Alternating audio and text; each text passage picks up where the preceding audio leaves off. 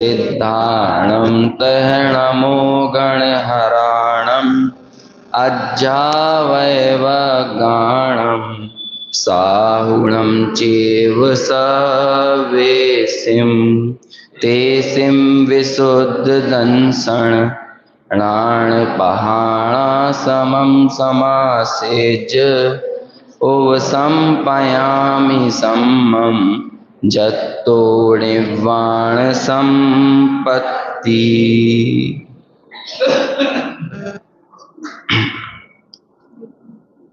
आचार्य कुंद के द्वारा रचित प्रवचन सार ग्रंथ है और इसके सुख अधिकार पर अपनी चर्चा चल रही है। इंद्रिय सुख और अतीन्द्रिय सुख की वास्तविकता से परिचित कराते हुए यहाँ आचार्य हमें जो उपादेय है ऐसे अतीन्द्रिय सुख को ग्रहण करने की प्रेरणा दे रहे हैं और जो छायोपशमिक भाव रूप जो इंद्रिय सुख और इंद्रिय ज्ञान है उसकी तो अनेक संज्ञाओं के माध्यम से भर्त्सना करते हैं कि वो कैसा है, वो सा हानि वृद्धि है, वो सा प्रतिपक्ष है, वो क्रमशः प्रवृत्त होने वाला है। और जो ऐसे छिन्न भिन्न खंडित सुख में और खंडित ज्ञान में ही मुग्ध हो जाए और इस वजह से वो अपने अखंडित ज्ञान स्वभाव से विमुख रहे तो वो जीव कभी भी नित्य सुख की प्राप्ति नहीं कर सकता।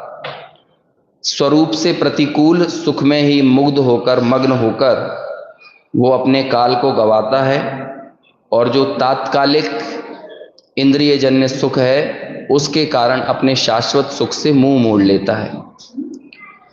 इस तरह से टीकाओं में तो बहुत विस्तृत चर्चा की गई है, लेकिन हमारे पास चूंकि उतना अवकाश भी नहीं है कि हम उतने विस्तार से टीकाओं की चर्चा कर पाएं, तो बस एक इशारा यहाँ पर दिया जा रहा है, समझ लीजिए, और हम उसके जीष्ट को समझ पाएं कि आखिर वो वास्तव में सुख क्या है जिसके पीछे हम मग्न हैं और मुग्ध हैं। आज मैं थोड़ी सी बात 55 नंबर की गाथा के आधार से करना चाहूँगा, जहाँ पर ये कहा जाएगा कि हम अपने स्वरूप से अत्यंत विपरीत ऐसे इंद्रिय ज्ञान और इंद्रिय सुख में मग्न होकर कैसे हमारे अपने स्वरूप का ही तिरस्कार करते हैं। ये कुछ ठीक वैसी ही बात है कि जैसे लोक में कोई सदचरित्र व्यक्ति हो और उसका अलग रूप से गलत रूप से उसके चरित्र का प्ररूपण यदि कर दिया जाए तो इसे डिफेमेशन माना जाता है, मानहानि, तिरस्कार माना जाता है। और जब ऐसा डेफेमेशन होता है तो वो अपराध की श्रेणी में आता है कानून की नज़र में। अनुच्छेद 499 और 500 शायद ऐसा कोई है जिसमें हाँ डेफेमेशन है, वो मानहानि है। तो हम लोक में यदि किसी व्यक्ति की जरा सी मानहानि कर दें, और वो मानहानि क्या है, आप यदि सच्चरित्र हैं और मैं आपके चारित्र के ऊपर कोई लांछन लगा दूं तो वो क्या माना जाएगा, मानहानि हो गई और वो अपराध है। थोड़ी सी छीटा कशी भी यदि कर दी जाए ना तो उतने से में 6 महीने का और 2-2 साल तक की सजा का प्रावधान है। लेकिन यहाँ प्रत्येक क्षण प्रत्येक समय हमारा जैसा स्वरूप है, हम अपने स्वरूप को वैसा ना स्वीकार कर उसके ऊपर जो लगातार लांछन लगा रहे हैं, तो इस डेफेमेशन की सजा क्या होना चाहिए? ये तो मिल ही रही है ना। यहाँ तो 2 साल से काम चलता नहीं है, यहाँ पर तो लगातार अनंत संसार जो प्रवृत्त रहा है वही देखने में आता है। तो क्या हमारा स्वरूप है और कैसे हम स्वरूप से विपरीत कार्यों में मग्न होकर अपनी स्वयं की विराधना करते हैं, ये बात हमें इस 55 नंबर की गाथा के जरिए कुछ समझ में आएगी यदि हम समझने का प्रयास करें तो। देखिए 95 नंबर का पेज है, पीछे यदि निकल गई हो तो आपको दिख रहा होगा। सबसे ऊपर इसकी उत्थानिका लिखी है, अथ इंद्रिय सौख्य साधनी भूत इंद्रिय ज्ञानम हेयम प्रणिनंदति देखो, प्राणिंदति, प्राणिंदति, एक तो होती है प्रशंसा और एक होती है प्रणिंदा। प्रकृष्ट रूप से किसी की सराहना करी जाए तो वो कहलाती है प्रशंसा, और प्रकृष्ट रूप से किसी की निंदा की जाए तो कहलाती है प्रणिंदा। इंद्रिय सुख का साधन, इंद्रिय ज्ञान, हम उन दोनों की ही यहां पर निंदा करते हैं। तो अब किस तरह से निंदा की गई है वो हम इस गाथा में देखते हैं। गाथा पढ़ेंगे अपन। जीवो स्वयं अमुत्तो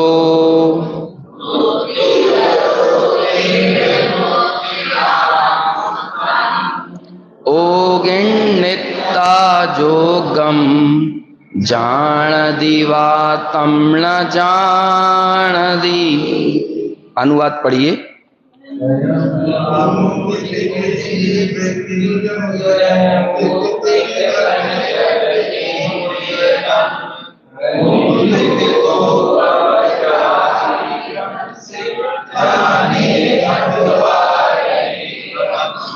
देखो क्या कहते हैं, सीधे मैं अर्थ पे आता हूं क्योंकि मुझे आगे एक दो चीजें और बताना है तो थोड़ा जल्दी जल्दी चलूंगा। आप देखिए अन्वयार्थ आपके सामने दिख रहा होगा, हम सीधे पढ़ते हैं गाथा से अर्थ ना करके। स्वयं अमूर्त ऐसा जीव, अपना स्वरूप कैसा है? अमूर्त है ना, इस चीज को नक्की कर लो पहले। स्वयं अमूर्त ऐसा जीव, और वो जीव करता क्या है? मूर्त शरीर को प्राप्त करता है, और जब मूर्त शरीर को प्राप्त करता है तो उस मूर्त शरीर के द्वारा क्या करता है? योग्य मूर्त पदार्थ का ही अवग्रह करके, है ना। किसका अवग्रह क्या होता है? ये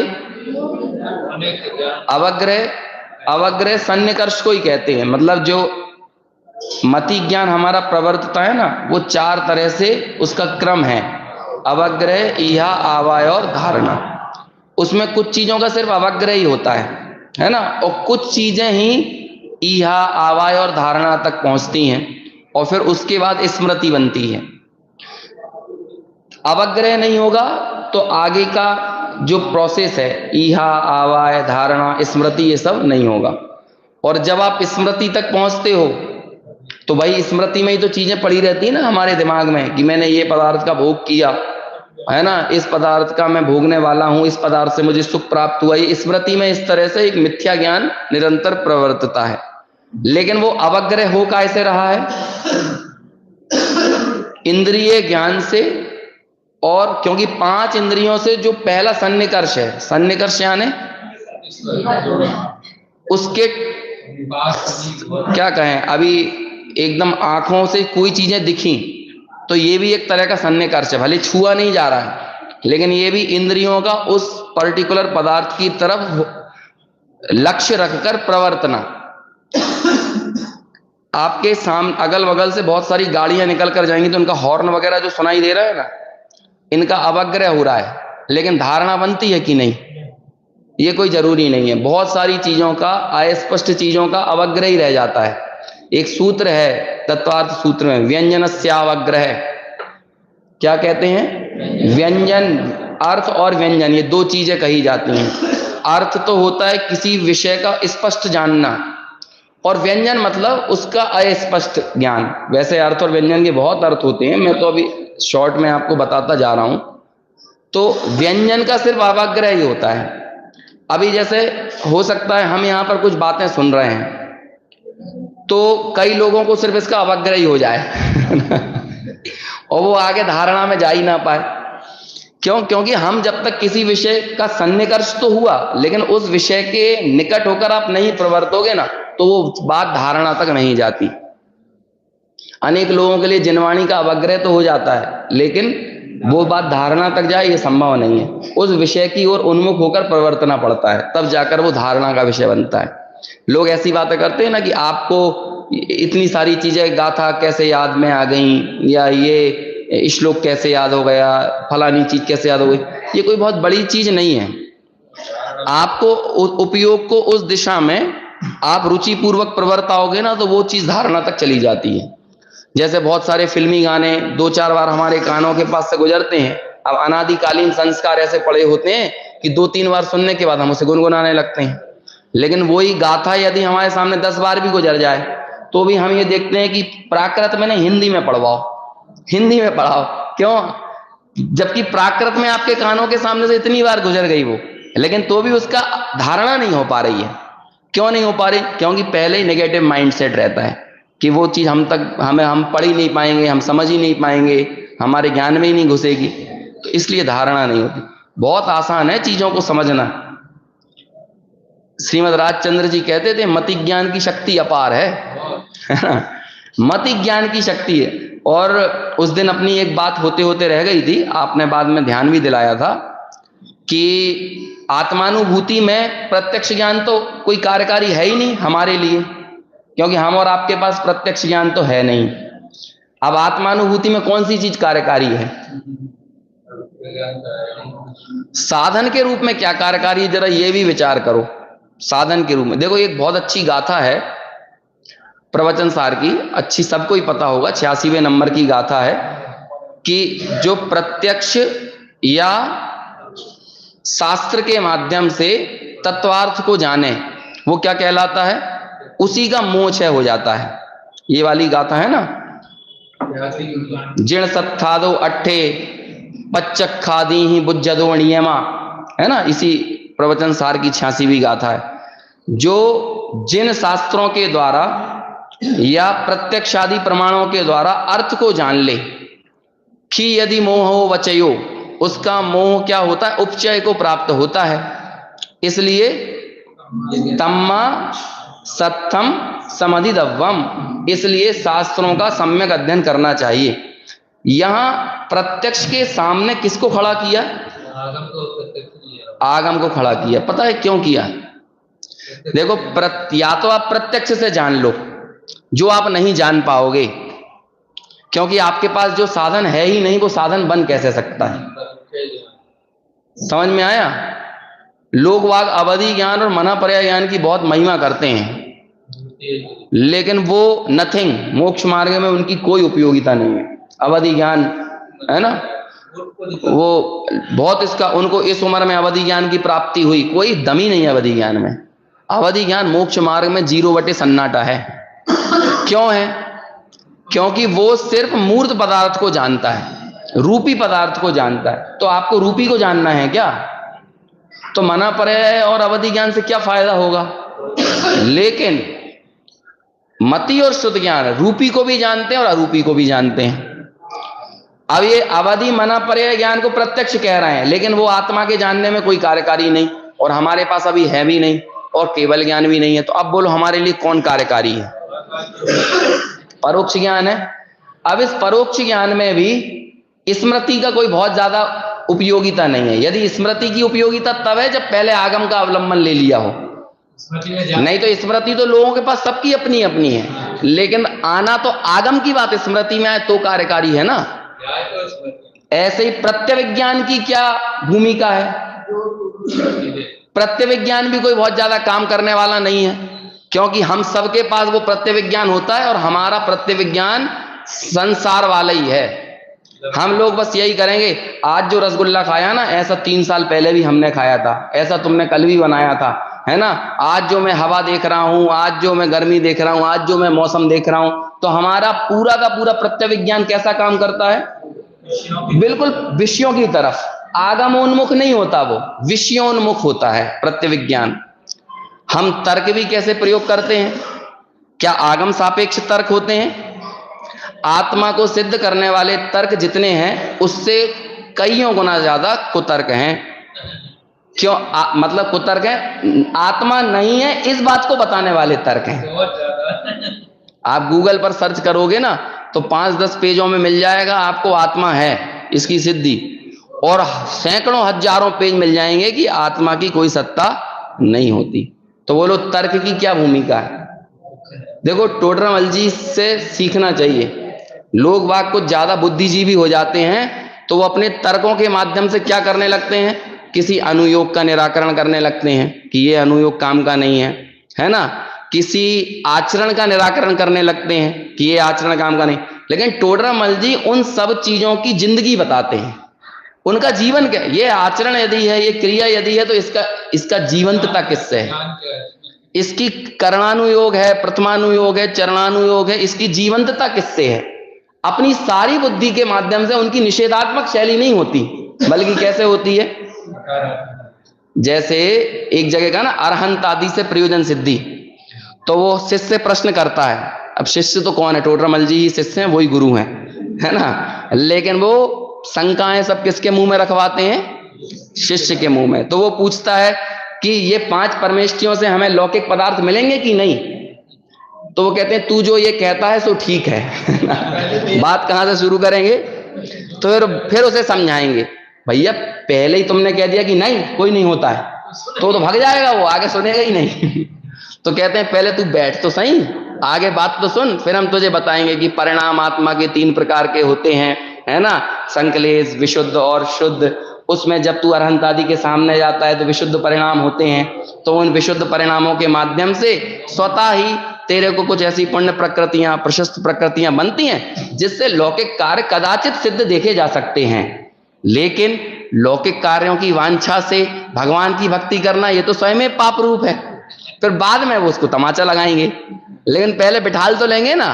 तो ये तरीका होता है। ऐसे उन्होंने पूरे मोक्ष मार्ग प्रकाशक में इसी शैली का प्रयोग करके अपयुक्तियों का प्रयोग किया है। किसी भी जिनागम की बात का निषेध नहीं किया, जो उसकी विवक्षाओं को खोला है। लेकिन हमारे पास थोड़ी सी बुद्धि यदि विशेष हो जाए तो हम क्या करने लगते हैं? हमारी बुद्धि ऐसे ही चलेगी। हम किसी अनुयोग का निराकरण करेंगे, किसी पद्धति का निराकरण, क्रिया का निराकरण नहीं। उस पद्धति की वास्तविकता बताओ, उसकी क्रिया की वास्तविकता बताओ। ये जैन शासन में जो कुछ भी है वो ऐसे ही कोरा नहीं है, कोई भी द्वादशांग ज्ञान से इतर नहीं है, सब कुछ है। और हर चीज कभी कदाचित कार्यकारी है, निमित्त ज्ञान कार्यकारी है। 12 वर्ष पहले जब संलेखना के लिए मुनिराज निकलते हैं तो वो कैसे निकलते हैं? निमित्त ज्ञान ही तो करते हैं। और वे 12 वर्ष पहले से 42 आचार्यों को ढूंढने लगते हैं संलेखना के लिए। अधिकतम 42 आचार्य और मिनिमम 2 आचार्य संलेखना करने के लिए। उन्हें पता चल जाता है कि मेरे पास अब 12 वर्ष से ज्यादा समय नहीं है, तो वहां से वो अपने आचार्य पद का त्याग करते हैं और वो निकल जाते हैं। अब बोलो निमित्त ज्ञान नहीं होता तो वो कैसे अपनी संलेखना की तैयारी करते? तो ऐसे ही अनेक विषय कभी कदाचित किसी के लिए प्रयोजनवान होते हैं, वो सर्वथा निषेध करने योग्य नहीं होते, लेकिन अवलंबन लिया जाता है शाश्वत प्रयोजनीय विषय का। इसलिए उसकी उत्कृष्टता बताई जाती है और अन्य विषयों को गौण कर दिया जाता है। ये युक्ति ऐसी होना चाहिए। खैर, मैं पूरी कोशिश करता हूं कि बीच में रास्ते में जो विषय आए उसमें मैं अटक ना जाऊं, लेकिन फिर भी अटक जाता हूं, है ना। अभी वहां तक तो हम पहुंचेंगे, लेकिन तर्क हमारे कैसे होना चाहिए? आगम सापेक्ष। अनुमान कैसा होना चाहिए? अभी हम सब लोगों के लिए अनुमान बहुत बड़ा साधन है। आत्मा अभी हम सब लोगों के लिए अनुमान से ही विषय बन सकता है, लेकिन वो अनुमान के लिए दिशा कौन देगा? वो भी आगम देगा। इसलिए प्रत्यक्ष के 3 भेद वो तो कहते हैं विशेष कार्यकारी नहीं, और परोक्ष के ये 4 भेद ये तब कार्यकारी हैं यदि आगम सापेक्ष हो। इसलिए आचार्य ने क्या कहा? यदि तुम शास्त्रों के माध्यम से अर्थ को समझोगे, अर्थ का अधिगम करोगे, तो इससे क्या होगा? इससे तुम्हारे मोह का उपचय होगा।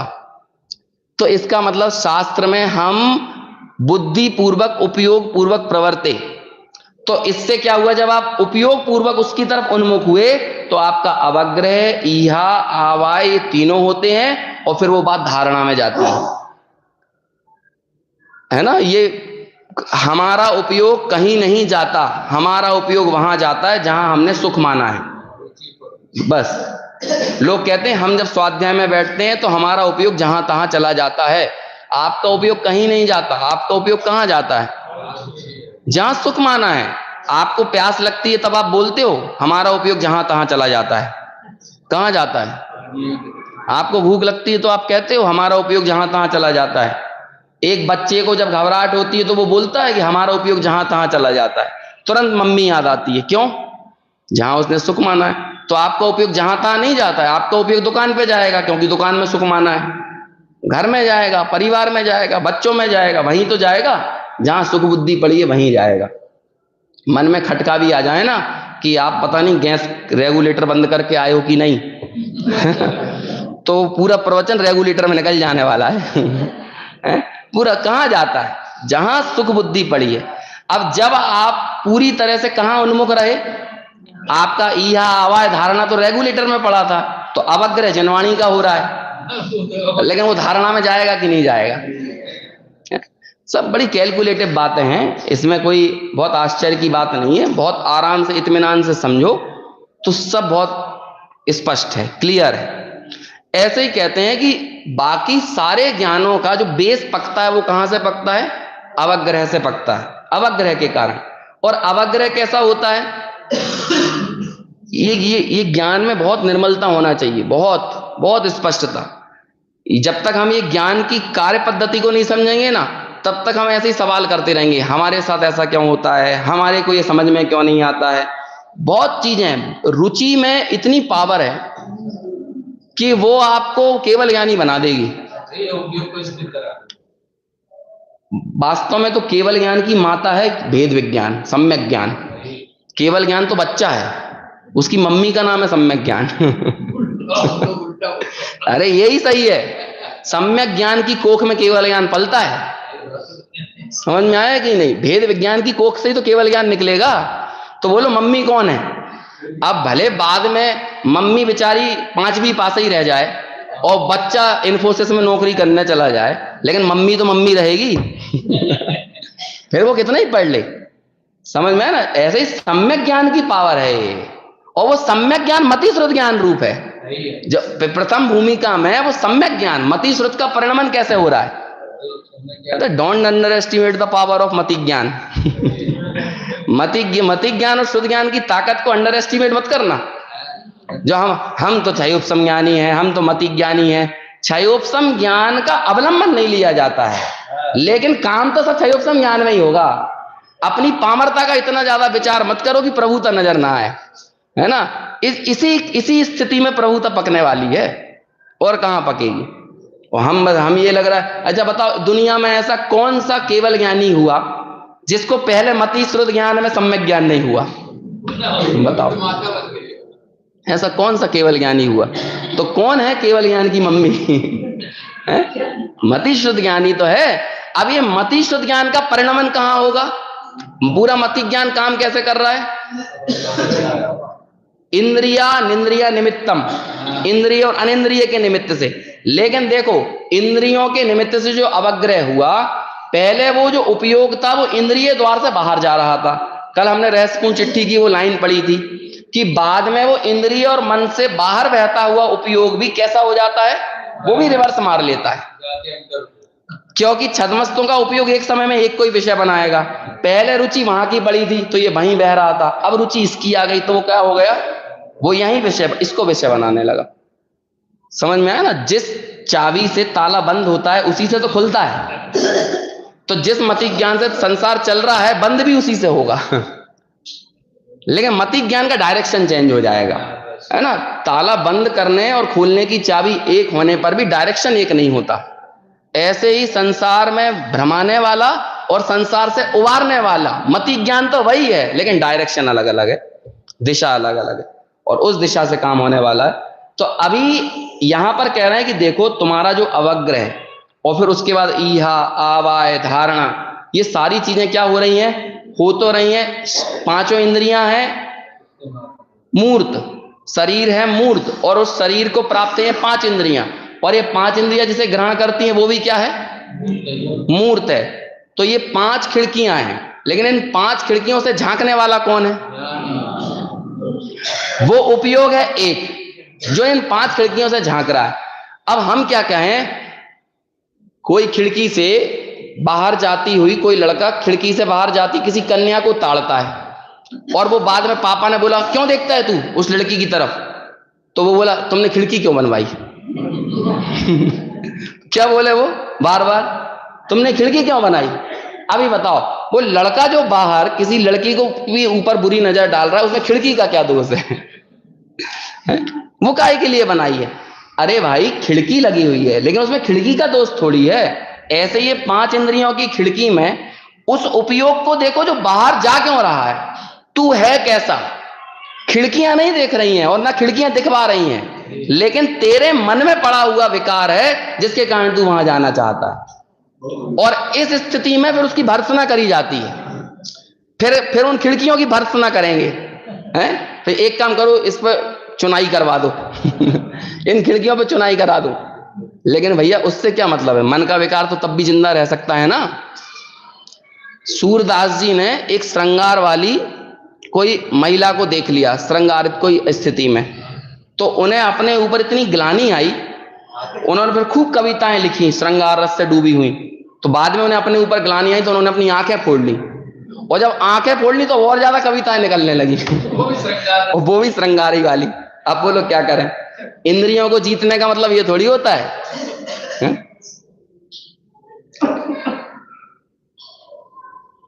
किसी को जीत लेना किसी को हरा देने से ज्यादा पावरफुल है समझ में आया? हमारे यहाँ इंद्रियों को हराने की बात नहीं है, इंद्रियों को जीतने की बात है।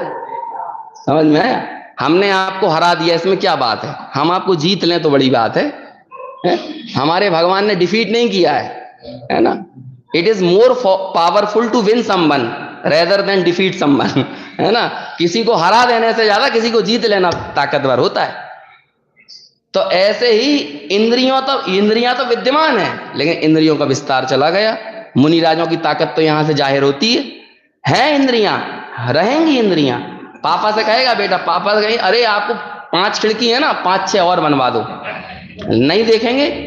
ये तो पावर किसकी है? महावीर भगवान की भक्ति करते हैं ना, हे महावीर भगवान, जिस काम ने पूरी दुनिया को जीता, आपने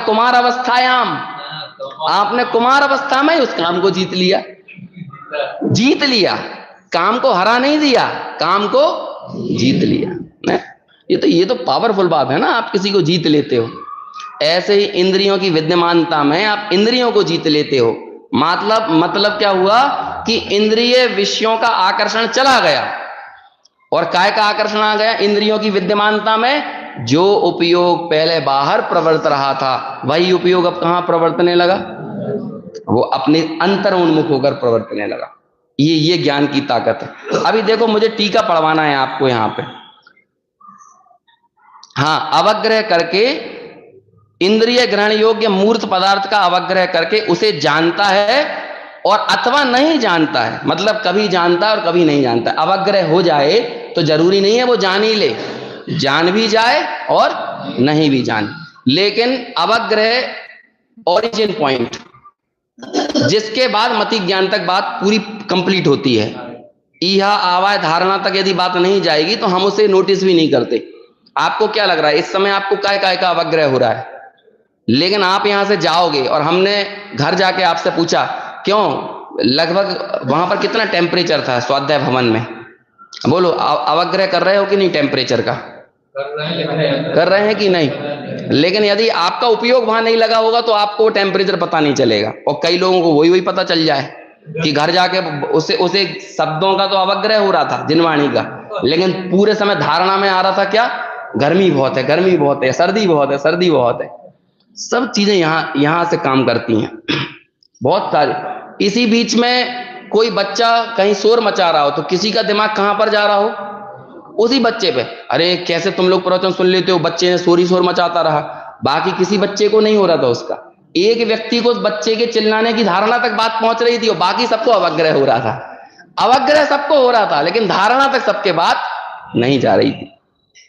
बहुत अच्छा है पहला अध्याय, तत्वार सूत्र का पहला अध्याय बहुत अच्छा, आपके ज्ञान की स्पष्टता बताने वाला जबरदस्त अध्याय है। सर्वार सिद्धि में तो पहले अध्याय पर 110 पेज लिखे और बाकी के 9 अध्याय पर 210 लिखे अकेले पहला अध्याय में कितना लिख दिया? लगभग 110 पेज। तो सोचो आप कितना परसेंट, ऑलमोस्ट 35% तत्वार सूत्र की टीका सर्वार सिद्धि, सबसे पुरानी और सबसे मजबूत समझ लो, है ना, स्ट्रांग है, क्योंकि कम शब्दों में ज्यादा बात कही है। एक धनंजय नाम के कवि हुए, उन्होंने कहा कि 3 ही रत्न हैं जैनों में जिन्होंने साहित्य सृजन किया तो उसमें 3 रत्न हैं, 3 रत्नत्रय कहते हैं उन्हें। तो मालूम क्या बोलते हैं? एक तो पूज्यपाद स्वामी है, प्रमाणम पूज्यपादस्य, पूज्यपादाचार्य के प्रमाण है ना, और लक्षणम, लक्षण अकलंक देव के, नहीं उल्टा बोल दिया, पूज्यपादाचार्य का लक्षण और अकलंक देव के प्रमाण। ये 2 हो गए रतन। और तीसरा रतन कौन है? वो कहते हैं धनंजय कवि खुद। तीसरे रतन कौन है? और काव्य शास्त्र में कौन है रतन? तो कहते हैं मैं खुद धनंजय। और वाकई में धनंजय कवि की रचना ऐसी है कि आप उसको पहली बार पढ़ो, द्विसंधान, त्रिसंधान, चतुर्संधान काव्य होते हैं ना, एक ही काव्य में 4-4, 5-5, 6-6 लोगों का काव्य आ जाता है। उसे आप ऊपर से पढ़ो तो रामायण, नीचे से पढ़ो तो महाभारत, काव्य एक ही है। इसे बोलते हैं द्विसंधान काव्य। तो आप ऊपर से पढ़ोगे तो पद्म पुराण और नीचे से पढ़ोगे तो हरिवंश पुराण, एक ही काव्य में ऐसी ऐसी रचनाएं लिखी धनंजय कवि ने, है ना। और ऐसे ये तो द्विसंधान काव्य है, ये तो छोटी चीज होती है। 24 संधान लिखे लोगों ने, एक काव्य में 24 अर्थ निकलते हैं। एक लिखा एक ही काव्य है, लेकिन अर्थ कितने निकल रहे हैं? 24। लॉर्ड मैकाले ने कहा था ये तुम्हारे पास जितना संस्कृत का ज्ञान है ना, ये तो हमारे अंग्रेजी की एक कवर्ड में भरा हुआ है। तो उसे ये बताना पड़ेगा कि ये संस्कृत का जो साहित्य है ये सूत्र शैली में लिखा जाता है, इसकी समाहार शक्ति बहुत है। यदि तुम इस एक कवर्ड में लिखा हुआ जो ज्ञान है ना, इसको फैला दोगे ना तो दुनिया छोटी पड़ जाएगी। इतना इतना इसमें से अर्थ निकलेगा। ये उसकी पावर है, क्योंकि एक एक शब्द की अर्थ संग्रहण शक्ति बहुत होती है। तो ऐसे उन्होंने 3 रत्नों की बात की। तो उसमें अब देखो, मैं फिर वही, मेरा पैर फिसलता है तो फिसलता चला जाता है ना। हाँ, तो ऐसे वो पहला अध्याय जिसमें ज्ञान की ताकत बताई है ना, वो जबरदस्त है। उसमें आप पूरे ज्ञान की प्रोसेस को पकड़ लोगे, कैसा है वो ज्ञान। अभी इसमें अवग्रह के ऊपर चोट करी जा रही है। जो गाथा अपने सामने है, इसमें अवग्रह के ऊपर चोट है। क्यों? क्योंकि तुम खुद कैसे हो, व्हाट इज योर नेचर, अमूर्त। लेकिन अमूर्त आदमी जो कुछ भी कर रहा है, जो कुछ भी समर्पण अपना दे रहा है, वो किसके लिए दे रहा है? मूर्त के लिए। अमूर्त आत्मा मूर्त शरीर को धारण करके, मूर्त पदार्थों का, विषयों का ग्रहण करके ये मान लेता है मूर्त ज्ञान ही सब कुछ है, मूर्त सुख ही सब कुछ है। तो ये हो गई अपनी स्वयं की मानहानि। समझ में आया? आप तो निर्दोष थे, लेकिन आपने सारा दोषारोपण किसके ऊपर कर दिया? अरे जीव को पुद्गल बना दिया, तो ये अच्छी बात है क्या? किसी की आइडेंटिटी उससे छीन लेना ये अच्छी बात है क्या? एक बहुत पहले एक पिक्चर देखी थी, जब हम जयपुर में पढ़ते थे, 12वीं में रहे होंगे। एक फिल्म आई थी, उसमें वो 20-22 साल के लिए एक को जेल के अंदर बंद कर देते हैं, और उसका नंबर रहता है जेल बैरक में बंद होने का नंबर 786। 786। तो 22 साल तक उसको क्या बोलेंगे? अरे कैदी नंबर 786, कैदी नंबर 786। तो जैसे ही वो बाहर आता है तो उसे क्या बोलते हैं? वो जब वकील आपस में केस लड़ती है ना, तो वो जो दूसरा वकील जो कि उसको सजा दिलाना चाहता है कैदी नंबर 786 को, उस व्यक्ति को गलत नाम से बुलाता है। अभी मेरे कोई 3-4 बार कुछ और नाम ले दे तो मुझे अपने आप में अटपटा लगना लगेगा, और कहेंगे तुम लोग क्या ये सम्मान कर रहे? मुझे यहाँ पे आपने सम्मान के लिए खड़ा किया और आपने पूरे सम्मान समारोह में मेरा 5-6 बार नाम गलत ले दिया, तो बोलो मैं क्या कहूंगा? वो सम्मान हुआ कि अपमान हुआ? नाम बदल देने मात्र से, कह रहे हैं नाम बदलने मात्र से, नाम निक्षेप से किसी को किसी और रूप से बोल दोगे तो इसका तिरस्कार है। यहां तो हमने इस जीव को भाव निक्षेप से तिरस्कार कर रहे हैं। समझ में आ रहा? ये तो भाव निक्षेप से, इसका स्वरूप तो अमूर्त है, लेकिन हमने सब कुछ किस किस पे समर्पित कर दिया है? मूर्त ज्ञान। इसका ज्ञान भी अमूर्तिक है, ज्ञान तो वास्तव में अमूर्तिक होता है, और हमने इसको किस में डाल दिया? पूरा मूर्तिक ज्ञान, मूर्तिक सुख। बोलो ये कितना बड़ा डिफेमेशन है, इसकी क्या सजा मिलना चाहिए? होता है नहीं भाव निक्षेप से। भाव निक्षेप सबसे पावरफुल होता है, आपको पता है कि नहीं? 8 साल के बच्चे भी हो ना, क्रमशः उत्तरोत्तर अगला अगला निक्षेप पावरफुल होता है। नाम से पावरफुल स्थापना। जैसे आप भगवान का नाम लो और लेकिन भगवान की साक्षात स्थापना को देखो, देखने भर से, और घंटों नाम ले लो, लेकिन स्थापना निक्षेप को देखने भर से जो अर्जित करोगे ना, वो नाम हजारों बार लेने पे भी नहीं होगा। और बस उन्हें देख लो, बस एक दीदार कर लो, और घर पे बैठ के हजारों बार नाम ले लो, लेकिन हजारों बार लिए गए नाम से पावरफुल होती है एक स्थापना को देख लेना। अरे ये तो फोटो वैज्ञानिक जो होते हैं ना, फोटो साइंस, वो कहते हैं 1 picture is more precious than the 1000 words. 1000 शब्दों की तुलना में एक पिक्चर ज्यादा ताकतवर होती है। तो हजारों बार नाम ले लो और साक्षात स्थापना को देख लो, है कि नहीं? ये जितने भी गैर मूर्ति पूजक दर्शन हुए हैं, उन्हें ये बात समझ में नहीं आई। समझ में आया ना? उन्हें ये बात समझ में नहीं आई है। हाँ, इसमें डरने वरने वाली बात नहीं है, मुझे मालूम है इसके साइड इफेक्ट क्या हो सकते हैं। हमसे तो प्रमाण पे बात कर लो ना आप। ये बिल्कुल पावरफुल बात, स्थापना निक्षेप इज मोर पावरफुल। समझ में आया ना? हाँ, किसी को संतुष्ट थोड़ी करना है, जो रियलिटी है तो है, और इसके हजारों लाखों प्रमाण आपको आगम में मिल जाएंगे। आगे बढ़ के बात करें, स्थापना निक्षेप से ज्यादा पावरफुल होता है द्रव्य निक्षेप। इसलिए 8 साल के तीर्थंकर भी मूर्ति का दर्शन नहीं करते। तीर्थंकर 8 साल के भी हो ना, कभी प्रतिमा के दर्शन नहीं करते। क्यों? क्योंकि प्रतिमा स्थापना निक्षेप है, तीर्थंकर तो साक्षात द्रव्य निक्षेप है। समझ में आया? वो तो द्रव्य, वो तो भगवान ही बनने वाले हैं। ये द्रव्य निक्षेप किसे कहते हैं? भूत, भविष्य और वर्तमान की तीनों पर्यायों का एक द्रव्य में निक्षेपण करना, तो वो तो तात्कालिक है, स्थापना निक्षेप है। लेकिन ये किसको परमिटेड है? तीर्थंकर के लिए। जब तुम्हारा खुद द्रव्य तदरूप परिणमित होने के लिए अग्रसर हो। 8 साल का बालक भी कभी मंदिर नहीं जाएगा कभी, है ना? इसका कोई गलत अर्थ मत निकाला, ये ऐसा ही है, यही स्वरूप है। लेकिन उस द्रव्य निक्षेप से भी ज्यादा पावरफुल क्या होता है? भाव निक्षेप। और जब आप भाव निक्षेप से किसी का तिरस्कार करते हो, फिर नाम से कितना ही सम्मान कर देना।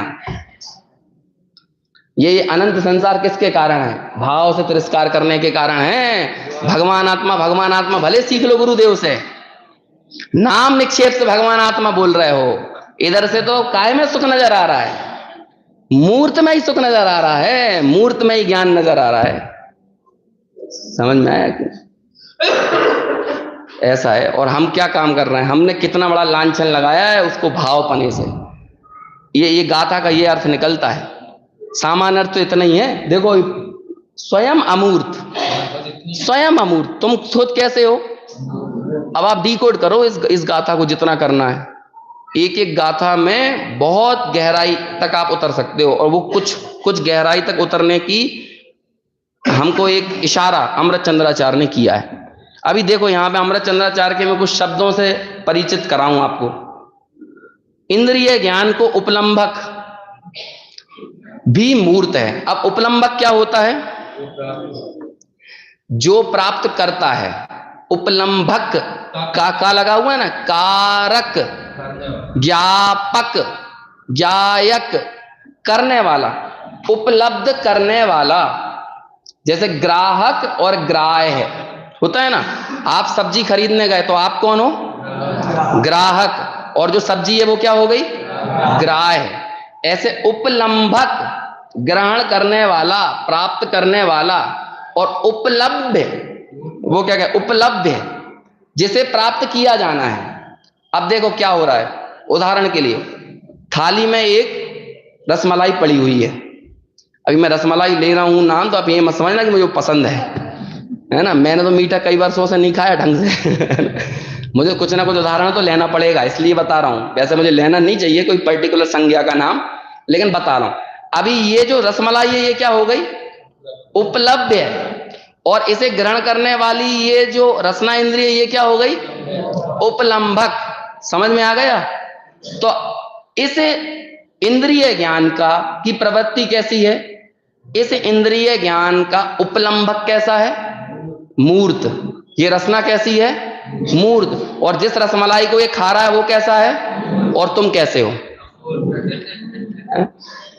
उपलंबक इंद्रिय ज्ञान की भर्त्सना कर रहे हैं ताकि तुम्हें इंद्रिय सुख नजर ना आए।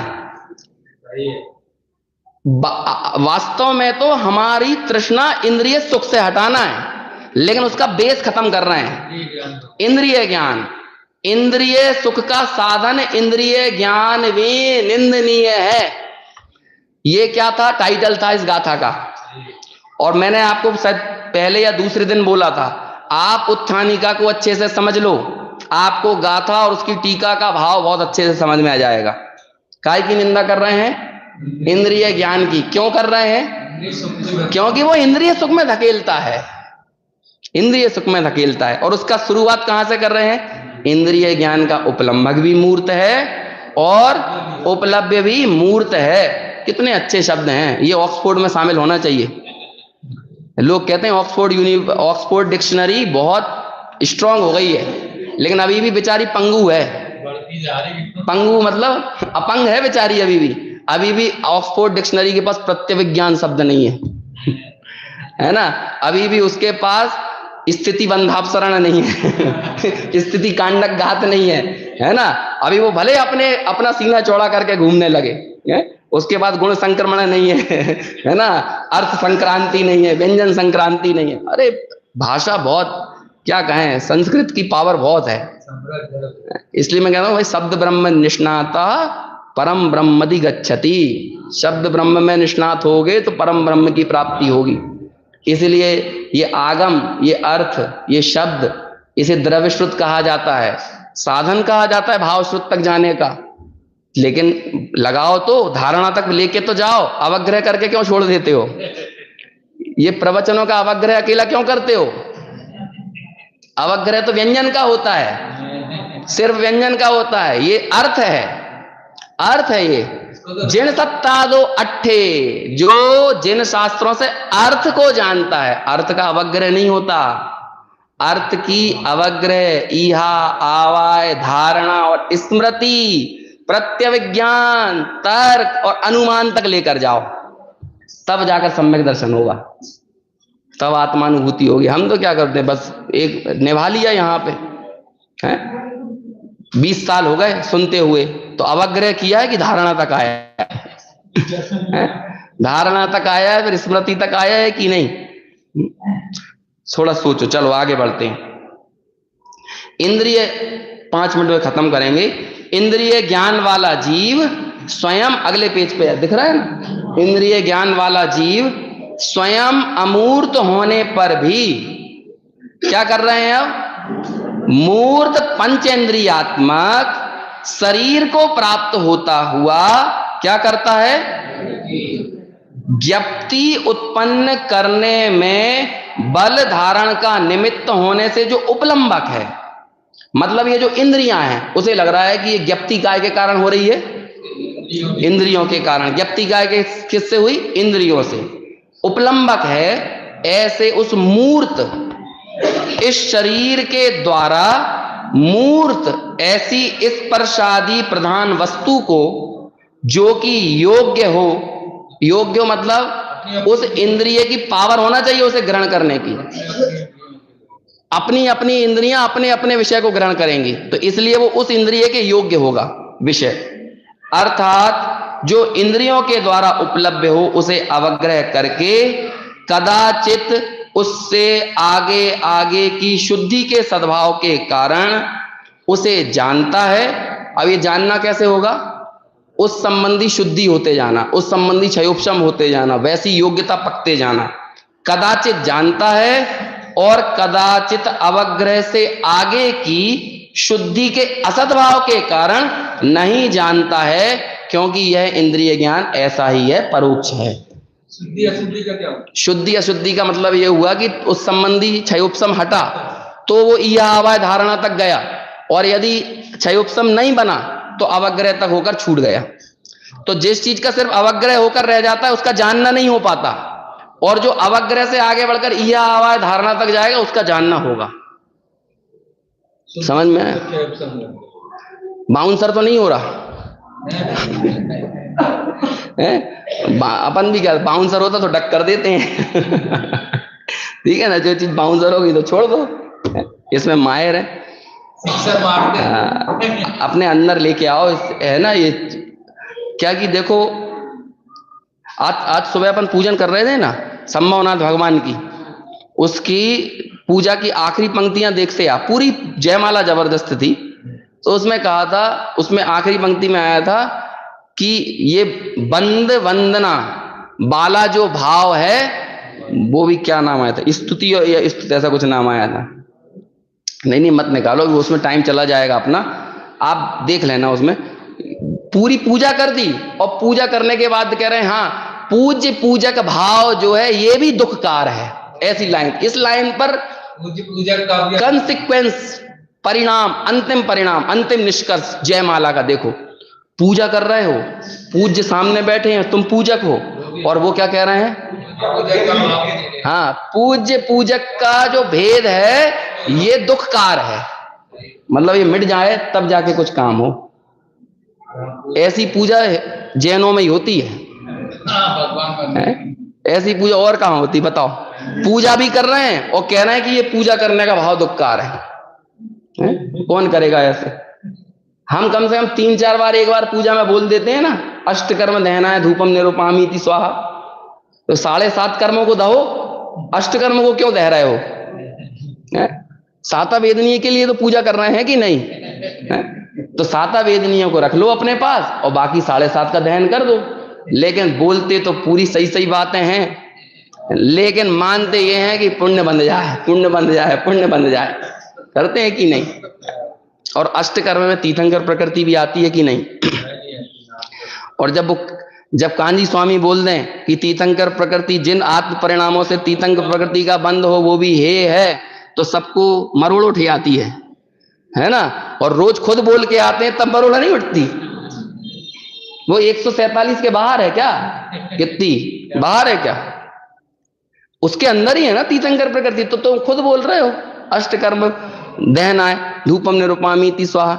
एक बार देखो तो सही पूरे जैन शासन का द्रव्य शुद्ध का अवलंबन तो लो ठीक से, तो पता चलेगा कि इसका वाकई में भाव शुद्ध क्या है, इसका भाव ज्ञान क्या है। ऐसे ही यहां पर ये सारी चर्चा कर रहे हैं कि भाई कुछ चीजों का अवग्रह होता है, कुछ का अवग्रह नहीं होता है, लेकिन तुम अपने ज्ञान को इस अवग्रह के माध्यम से या इंद्रिय ज्ञान से मत जानो, क्योंकि ये इंद्रिय ज्ञान सने सने यदि हम इंद्रिय ज्ञान में ही संलग्न रहेंगे तो यह हमें इंद्रिय सुख में धकेल देगा, और इंद्रिय सुख में धकेलने के बाद हम उसकी ही निरंतर आकांक्षा करने लगेंगे। 3-4 लाइनें पढ़ देता हूं, सिर्फ पूरी चर्चा तो नहीं हो पाएगी। परोक्ष ज्ञान चैतन्य सामान्य के साथ यानी आत्मा का अनादि सिद्ध संबंध होने पर भी, यद्यपि ये परोक्ष ज्ञान भी किसका अंश है? ये तो ज्ञान स्वभाव का ही अंश है ना, पर भी अति दृढ़तर अज्ञान रूप तमो ग्रंथि। हमारी तमो ग्रंथि कैसी है? अति दृढ़तर तमो ग्रंथि यानी अंधकार समूह द्वारा आवृत हो गया है। ऐसा आत्मा पदार्थ को स्वयं जानने के लिए असमर्थ होने से उपात्त और अनुपात्त, उपात्त यानी होता है पा लेना, अनुपात्त यानी होता है नहीं पाना।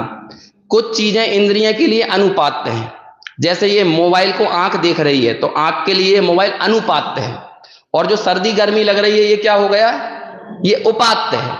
तो हम निरंतर जब हमारी तमोग्रंथि छा गई ना, जब हमारे को ऐसा लगने लगा ये ज्ञान कहां से आ रहा है? इंद्रियों से। हम भूल गए कि ये ज्ञान स्वभाव किससे आ रहा है? ज्ञायक से, आत्मा से, और हमने सारा समर्पण किस पर रख दिया? इंद्रियों पे। तो जो इंद्रियों ने जिसको पाया, जिसको जाना, जिसको अपना विषय बनाया, हम भी यही चाहते हैं ये विषय मिल जाए, ये विषय ना मिले, ये अच्छा है, ये बुरा है, ये इष्ट है, ये अनिष्ट है। और ऐसे इष्ट अनिष्ट की मिथ्या कल्पना और राग देश का विधान विस्तार होता रहता है। यहां उसके मूल से उसका निषेध किया है। समझ में आया? वो किसका है? ज्ञान का है। अनुपात पर पदार्थ रूप सामग्री को ढूंढने की व्यग्रता से अब हम ढूंढते हैं। आजकल तो लोग जब सुबह उठते हैं तो मोबाइल के लिए छटपटा जाते हैं, कहां गया मोबाइल, ऐसे आत्मा ही हेरा गया हो। बिल्कुल ऐसे मोबाइल को ऐसे ये लिख रहे हैं यहाँ पे, व्यग्रता से, चंचलता से, चंचल तरल अस्थिर वर्तता हुआ। क्या क्या? 3 चीजें। अब मेरे पास समय नहीं तो बताता ये चंचल का संबंध कैसे है, तरल का संबंध कैसे और अस्थिर का संबंध किससे? चंचल का संबंध श्रद्धा से है, तरल का संबंध ज्ञान से है और अस्थिर का संबंध चारित्र से है। और आगे जाकर 232 नंबर की गाथा में ये कहेंगे कि आगम से पदार्थों का निश्चय होता है, उससे चंचलता जाती है, तरलता जाती है और अस्थिरता जाती है। और जब चंचलता, तरलता और अस्थिरता जाती है तो सम्यक दर्शन, सम्यक ज्ञान, सम्यक चारित्र होता है। ऐसा मोक्ष मार्ग आता है। ये 232वीं गाथा में कहते हैं ये यज्ञ निश्चय गदो, एकाग्रता को प्राप्त श्रवण है। और वो श्रवण का निश्चय कैसे होता है पदार्थों का? आगम चेष्टा तदो जेष्ठा, आगम की चेष्टा ही सर्वश्रेष्ठ है, ज्येष्ठ है। ऐसा वर्तता हुआ अनंत शक्ति से च्युत होने से क्या करता है? अपनी अनंत सामर्थ्य को भूल गया और इंद्रिय ज्ञान में अटक गया। च्युत होने से विकलव, कितना अच्छा शब्द है। अरे आपको कुछ समझ में नहीं भी आ रहा है तो कुछ शब्द तो सीखने मिल रहे हैं कि नहीं? हैं? पहले ही अपन एकदम कंटाला आ जाता है। लोग भाई साहब ये बीए एमए करने जाते हैं, थोड़ी सी भाषा समझ जाएं, एक बार पढ़ो तो सही। इतने परिपक्व हो जाओगे भाषा ज्ञान में इन शब्द। अब ये देखो विकलव का मतलब क्या होता है, नीचे देखो खिन्न, फुटनोट में देखो, फुटनोट में लिखा हुआ है। अब ये तीसरा शब्द देख लो क्या है विकलव का मतलब। इंद्रिय ज्ञान से घबराए हुए हो सब लोग, घबराहट को बढ़ा रहा है इंद्रिय ज्ञान, विकलव बना रहा है हमको। हम घबराए हुए हैं, कहीं हमारी दुकान ना छिन जाए, कहीं हमें कल खाना मिलेगा ठीक कि नहीं, कहीं ऐसा होगा कि नहीं। टिफिन में भी, घर टिफिन खोलता है ना आदमी अपने ऑफिस में जाने के बाद, अरे यार आज पता नहीं कौन सी सब्जी है, पहले ही घबराया हुआ है। काहे के लिए घबराया हुआ है? पता नहीं कौन सी सब्जी बनाई है। किचन में घुसते समय पति देव घबराए हुए हैं पहले ही, पता नहीं आज का खाने मिलेगा। ऐसा एक जगह नहीं, निरंतर। टॉकीज में जाएगा फिल्म देखने, लाइन लगा लगा के, अरे यार पता नहीं कैसी निकलेगी, अच्छी निकलेगी कि नहीं, मजा आएगा कि नहीं। एक घबराया हुआ इंद्रिय ज्ञान में घुसता भी और घबरा कर घुसता है और निकलता भी घबरा कर है। इससे छोप ये समझ, ये समझो सच्चाई है ये इंद्रिय ज्ञान की। विकलव वर्तता हुआ, आखिरी 3 लाइन पढ़े बिना बात कैसे बनेगी? भले मैंने थोड़ा समय ज्यादा ले लिया, 15 मिनट आपने लेट शुरू किया था। क्या कहते हैं? विकलव वर्तता हुआ महा मोह मल्ल के जीवित होने से। कौन जीवित हो गया? मोह रूपी मल्ल, मल्ल यानी पहलवान, उसके जीवित होने से पर परिणति का, यानी पर को परिणमित कराने का, इसे मैं बदल दूं, इसे मैं चेंज कर दूं, इसे मैं अपने अनुकूल बना लूं, ऐसे पर परिणति का, उसे परिणमित करने का अभिप्राय करने पर भी उसे बदलना तो चाहता है, लेकिन होता क्या है? पद यानी पर्याय, पर्याय में ठगाता हुआ क्या होता है? हमें लग रहा है कि हम बदल लिए, बदलने गए पूरी ताकत लगा के, लेकिन बदल पाए नहीं, तो ठगा गए कि नहीं? पद पर ठगाता हुआ परमार्थतः अज्ञान में गिने जाने योग्य है, इसलिए वह ये है। कौन अज्ञान में गिने जाने योग्य है? इंद्रिय ज्ञान। तुम्हें लग रहा है कि ये ज्ञान है, आचार्य क्या कह रहे हैं? ये तो अज्ञान में गिने जाने योग्य है। ऐसे उस इंद्रिय ज्ञान और इंद्रिय सुख की आकांक्षा को छोड़कर हम अतीन्द्रिय की साधना करें, इस भावना से।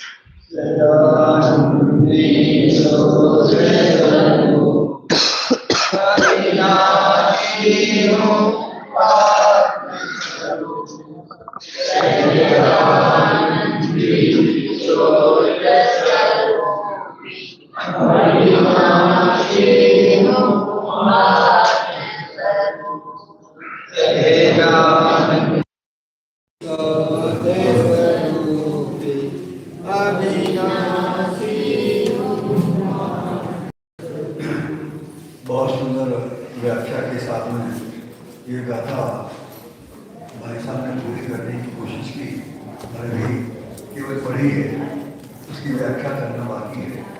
और हम अपेक्षा रखते हैं कि अगली बार शीघ्र हम आपको आमंत्रित करें और आपको पूरी गाथा की व्याख्या शब्दों से करें। छोटे छोटे शब्दों के हम उच्चारण और उपयोग बहुत करते हैं, परंतु उनके अर्थ क्या होते हैं ये आपके प्रवचनों में, आप इन प्रवचनों को बार बार सुनेंगे तो आपको समझ में आएगा कि हमें कितनी बातों का ज्ञान ही नहीं होता और हम उसका उपयोग करते हैं। जिनवाणी की बात है चाहे लौकिक बात है, तो सबके बारे में आपका बहुत ही विशद ज्ञान है और गहन अध्ययन है और उसको प्रस्तुत करने की कला भी आपकी विशेष है। आपने हमारे यहाँ पधार कर अपूर्व लाभ दिया है और वो हम अनेक दिनों तक उसका अवगाहन करें तो भी कम है।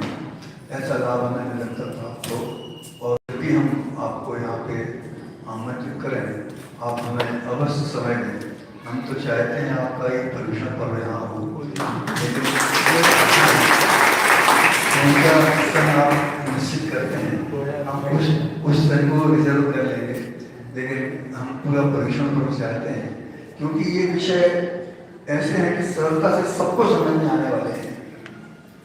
और मैं तो बहुत समय से जुड़ा हूँ भैया, जब वहाँ पर जयपुर में थे तब से जयपुर आता जाता हूँ और उत्तरोत्तर आपका बहुत ही गहन अध्ययन चिंतन बढ़ते जाता है।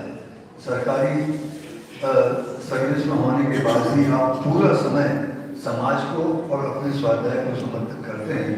ये बहुत बड़ी विशेषता है, बहुत बड़ी बात है। हम पूरे मंडल की ओर से आप सबकी ओर से आपके पधारने का बहुत बहुत आभार मानते हैं। आपको बहुत बहुत धन्यवाद। यहाँ कोई कष्ट हुआ हो, असुविधा हुई हो, अवश्य जानकारी दें। अच्छा लगा हो आप अवश्य हमारे मंडल के बारे में आपने जो शब्द भेंट किए हैं वो शब्द जिनने सुने हैं वो जानते होंगे कि पूरा देश या पूरा मध्य प्रदेश हमारे मंडल से क्या अपेक्षा रखता है। आपने कम शब्दों में बहुत बड़ी बात की। हमारा मंडल उनके अनुरूप सदा रहे और आगे बढ़े, ऐसा आपका शब्दों से बहुत आभार मानते हैं। बोलो अष्टांगिका महापर्व की जय हो। आदरणीय भैया ने हमें 2028 में अगर सब कुछ सही रहा तो भैया 2028 पर्यवेक्षण पर्व में हमारे यहाँ पधारेंगे, ऐसा उन्होंने निवेदन किया है और उन्होंने मना भी नहीं किया है। तो हम आदरणीय नारायण सर से पापा जी से शासन की जय हो। जिनवाणी वीर जय बताई है।